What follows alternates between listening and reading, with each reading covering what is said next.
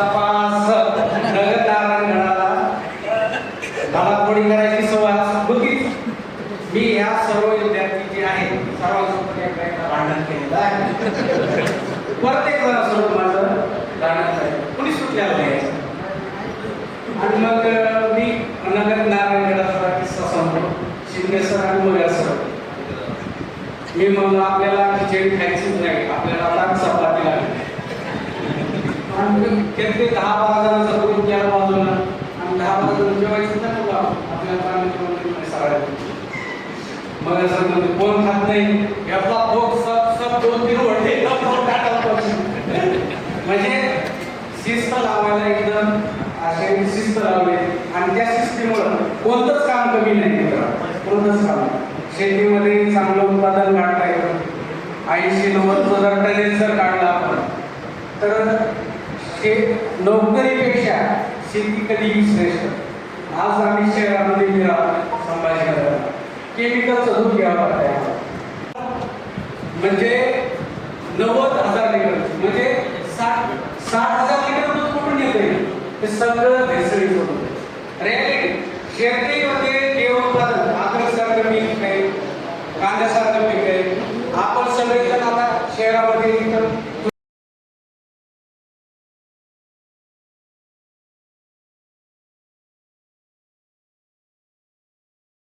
चांगले पारखून घ्या आणि जो आपण कपवलेलं धन आहे ते धन थोडंसं सांभाळा.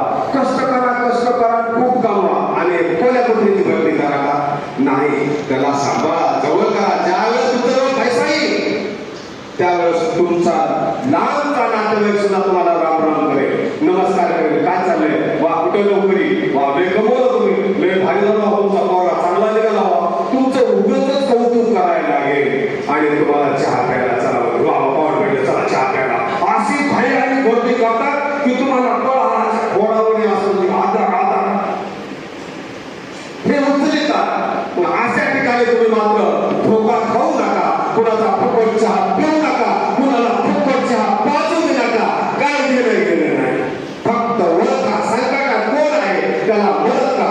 एवढं बोलून माझे 2 शब्द संपवतो.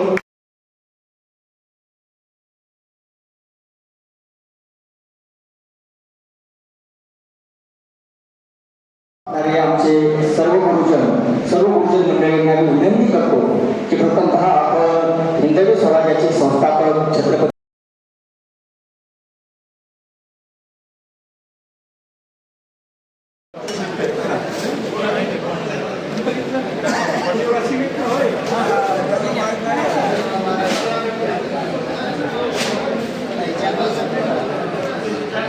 Thank you.